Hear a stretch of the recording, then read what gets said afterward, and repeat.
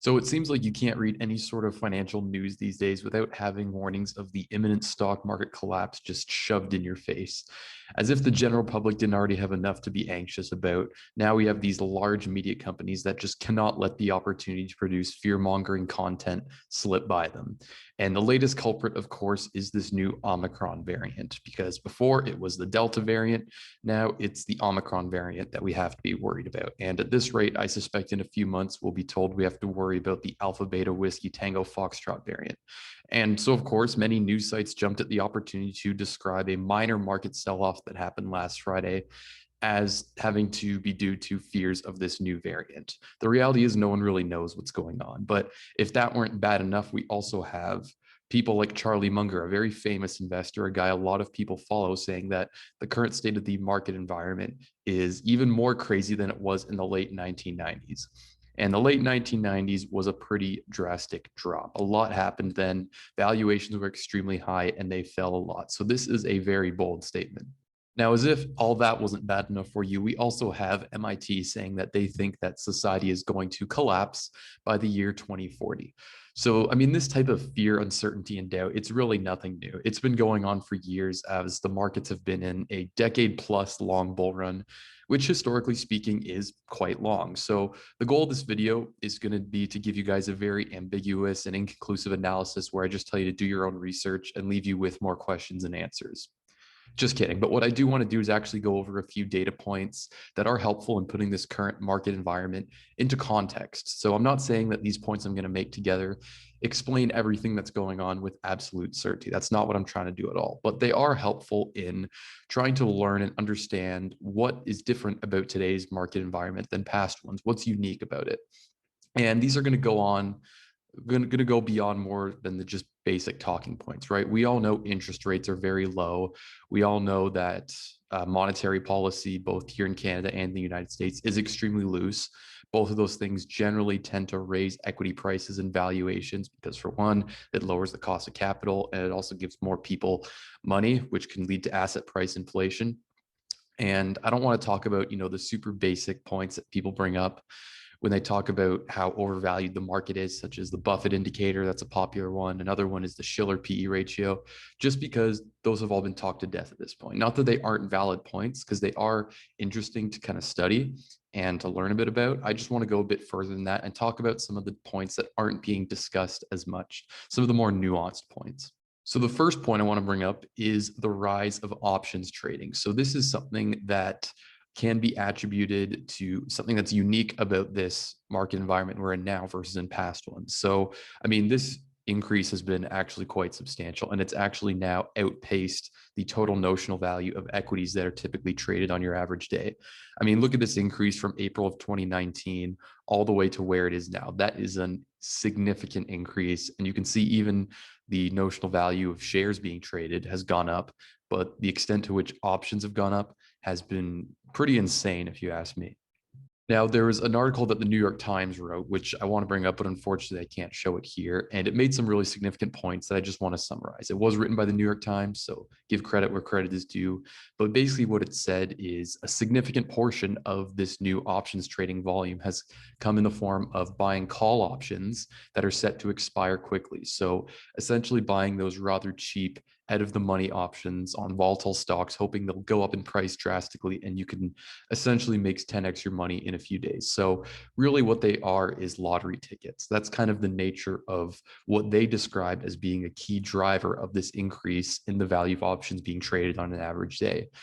And I can pretty much guarantee you guys that the people who are taking the other side of those options trades are much more sophisticated investors. They're probably hedge funds that understand that this is what retail traders are doing, and they know if that they take the other side of those trades, then they can recognize this completely overblown sentiment that buying out of the money call options expected that are going to expire quickly are going to produce super high returns, these lottery tickets. They know that people are doing this, and they know how to take the other sides of those trades and essentially profit off of other people's greed. So that's something that I think people got to understand if they're considering doing those types of options trading. And another thing the article pointed out was how the rise of options trading can actually influence the underlying price of a stock. So it compared it to sports betting. And essentially what they said is if there's everyone taking one side of a sports bet, the fact that everyone's taking one side of a sports bet doesn't influence the outcome of the sport, right? It's completely independent. But that's actually not the case when it comes to options trading, because most of the time when you enter an options trade, you're doing it with a market maker, and they often hedge the options contracts that they wrote by buying the stock in question in case they get assigned. So if a lot of people are suddenly buying call options on a specific stock, that causes the market maker to have to buy an increasingly greater amount of shares, which in turn drives the price up, which means now more of the options contracts that they wrote are going to expire in the money. And thus you can see the cycle ensues, which can lead to the so-called gamma squeeze, where a share price rises very drastically in a short period of time, not because of a change in the company's fundamentals, but just due to the market structure.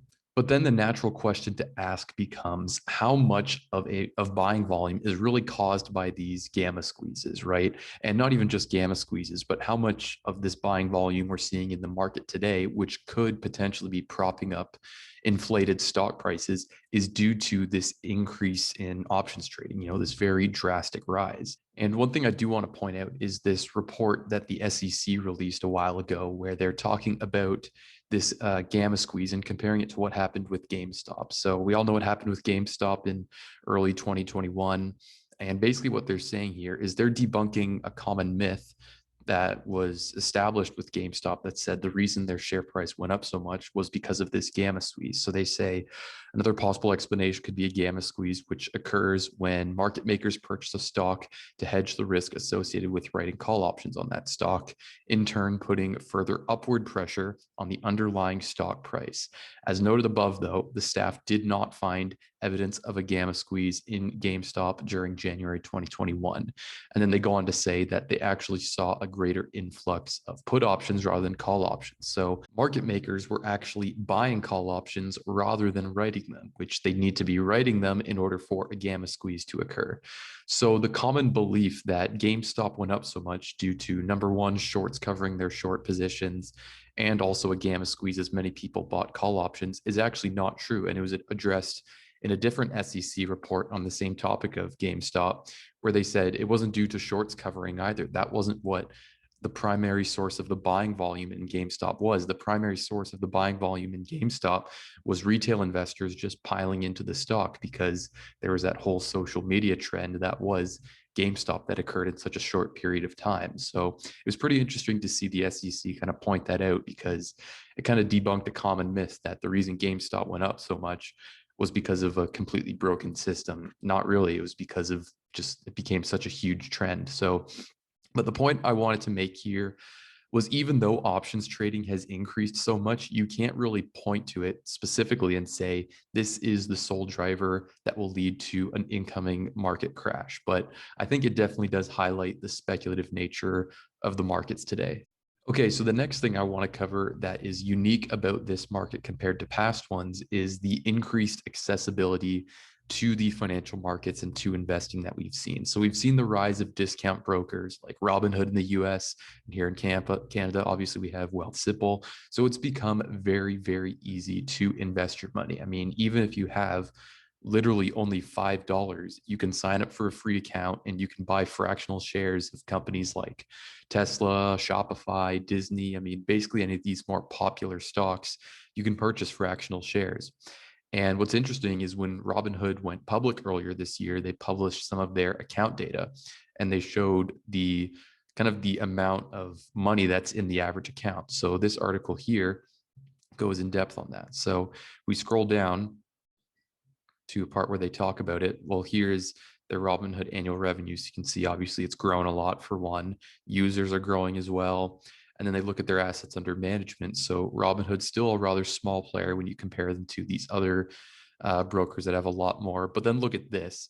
Look at the average account size of Robinhood, $3,500 versus all the other ones where the average account size is much higher. Now, obviously, this is average account size, so it's going to be skewed if you have some larger accounts. But the reason it's so much lower for Robinhood is because you have so many people that probably only have a few $100s in an account that they're just, screwing around with. And Robinhood also released the median account size. So if you take, the account size that's in the middle, meaning half of the Robinhood accounts are above this amount, half are below, the median was, I think, $200 to $250. So the vast majority of people who have Robinhood accounts don't have a ton of money in there.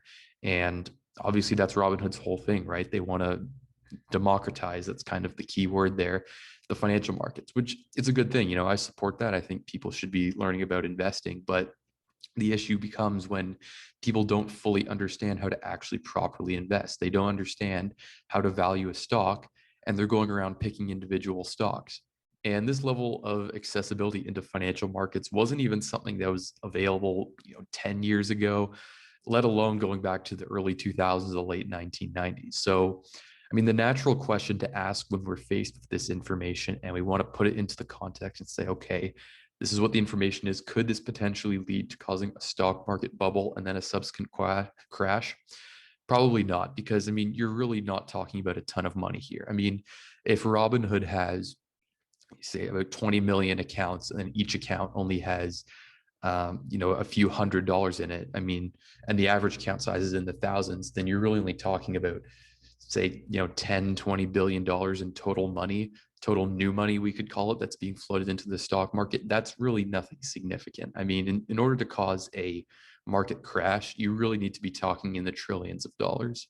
So while this is an interesting development we're seeing, it's probably not enough of a force in and of itself to cause a stock market bubble and then a crash. But it does cause a bit of worry for me personally, just because I think a lot of newer investors that may be opening accounts on Robinhood and even Wealthsimple, they don't really have the stomach to take a drastic downturn in equity prices. And they may get scared and sell some positions at a loss and just not have sound investing skills all around. So I mean, that's one of the reasons why I created this channel. I want to help people learn the basics of valuing companies, for one, which I think is the most important tool that any investor can have.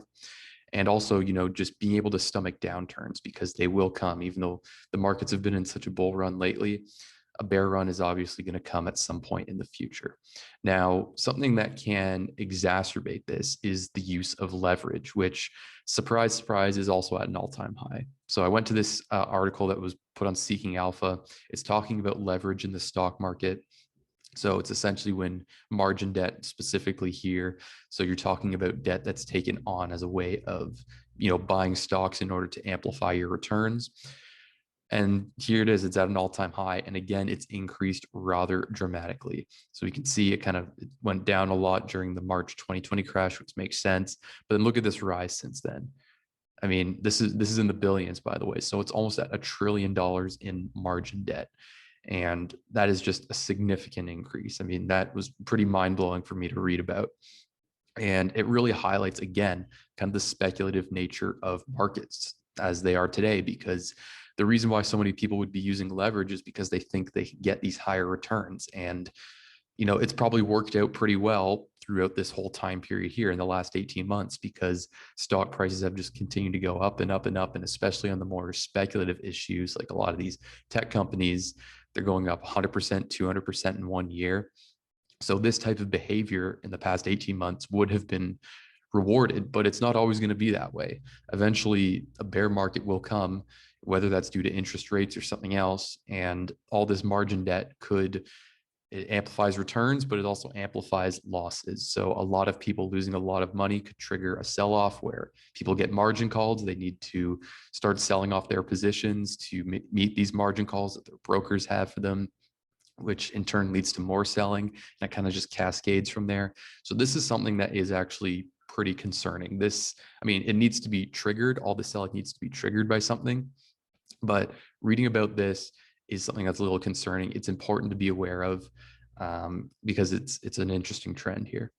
Okay, now the third point I want to bring up is the rise of passive ETF investing. So some of you guys watching this may have heard of chatter of an ETF bubble been going around. And it's this idea that when large amounts of investors pile into passive ETFs, it ruins the idea of price discovery, because you have buying volume on stocks not because they have strong fundamentals, but just because they're included in an index. So if you have a company that's say worth $100 billion that probably shouldn't be worth $100 billion, it's going to keep getting bought as more people pile into these passive ETFs, just because it's such a large company. It's now included on all these major stock exchanges, right? The S&P, basically any passive fund that tracks the S&P 500 or just the total world stock market is going to have to force to buy this company, right?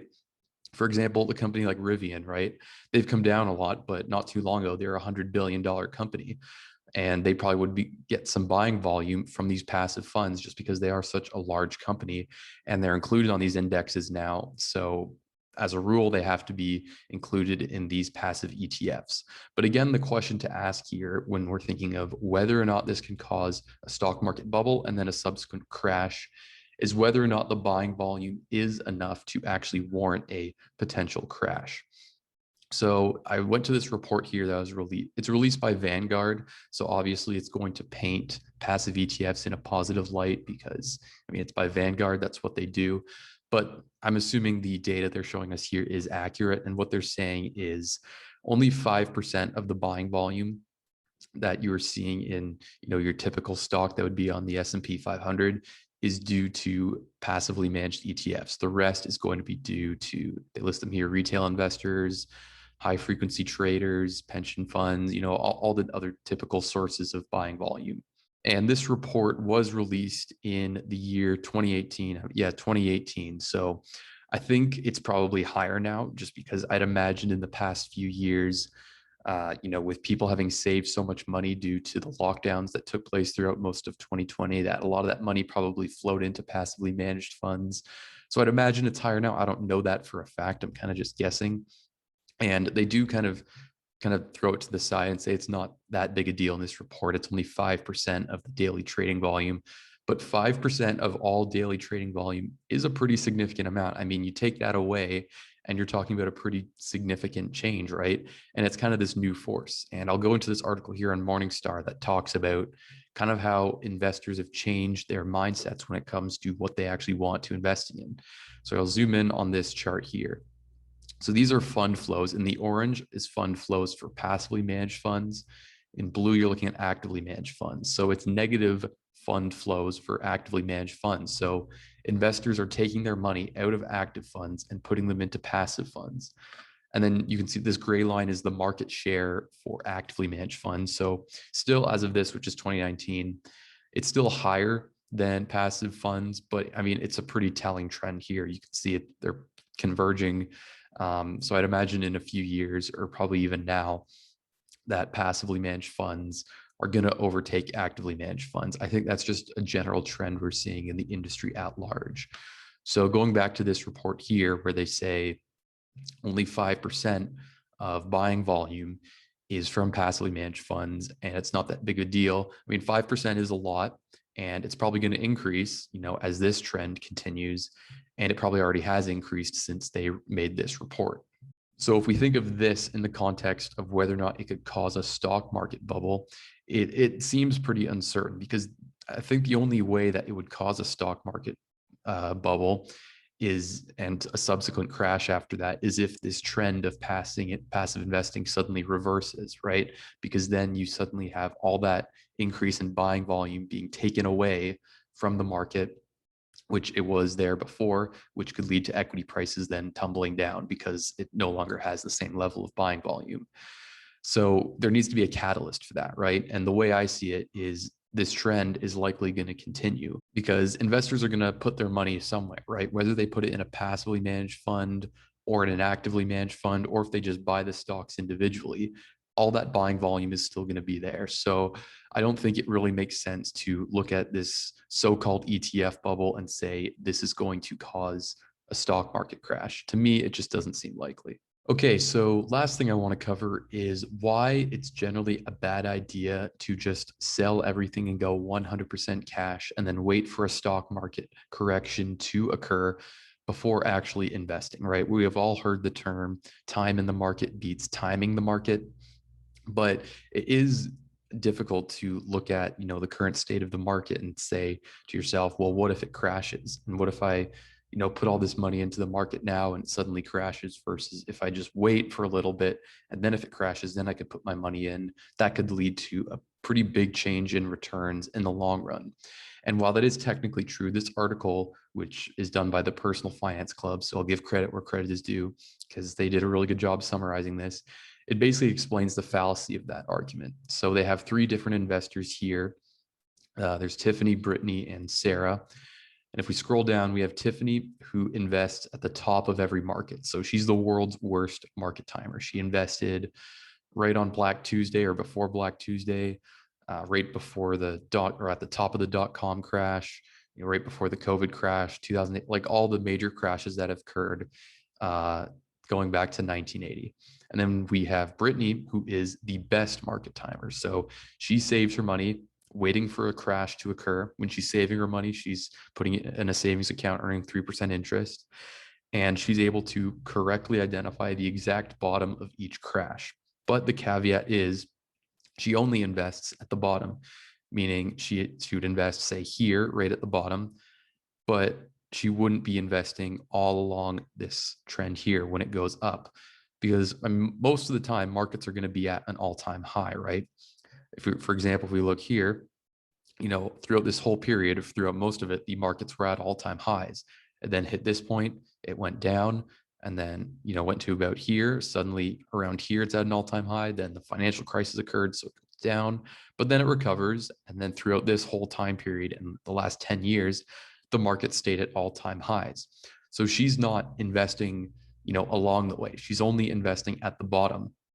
And because the bottom isn't always below where she would have previously invested, she's missing out on gains in between market crashes. So that's why you have the last investor here, Sarah, who auto invests every month. And here's the results at the end. This is how much money they each have. And clearly Sarah, the one who auto invests every month, has the most. So the person who doesn't concern themselves with timing the market, they just auto invest every month. It's the best strategy, because even if you are able to perfectly time the bottom of each market crash, because you don't know when the market crashes are going to occur. So it's not realistic to assume you can do that anyways, but also because you're going to miss out on gains in the meantime, it just proves that it doesn't make sense to try and do that. And the best strategy, as always, is just put your money and let it work for you. But just in case anyone who's watching this is fearing a stock market crash, I think it's helpful to remind yourself that throughout history, we have been resilient and recovered from a crash. And most of the time, the world doesn't end. I mean, if we look at all the events that have occurred here, we've had the dot-com crash, financial crisis, there was a war. This is the S&P 500, so not as relevant to us in Canada, but the markets are generally quite correlated. So most of the time, the world doesn't end. Markets tend to be resilient throughout these things. And even if the world does end, you don't need money anyways. So you may as well just stay invested for the long haul. But anyways, guys, that does it for this video. So thank you so much for listening. I hope you did find it useful. If you did, then please leave it a like. And with that in mind, I'll see you in the next video.